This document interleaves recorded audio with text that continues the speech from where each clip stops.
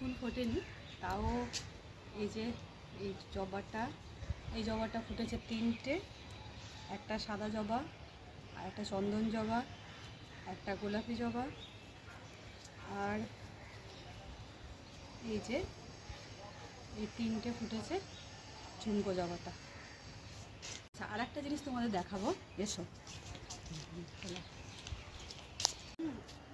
এই যে অপরাজিতা গাছটা দেখছো, আগেও আমি এর ভিডিও দিয়েছি, অনেক ফুল ফুটেছিল। কিছুদিন আগে না গাছটা এতটাই বড় হয়ে গেছিলো, তো ফুলই আসছিল না। তো আমি এতে শুধুমাত্র পেঁয়াজের খোসা ভিজিয়ে 3-4 দিন ভিজিয়ে আমি গাছটার গোড়ায় দিয়েছিলাম। তারপরে দেখো কত কুড়ি ফুটেছে, কুড়ি হয়ে এসেছে, আর অনেক ফুলও ফুটেছে।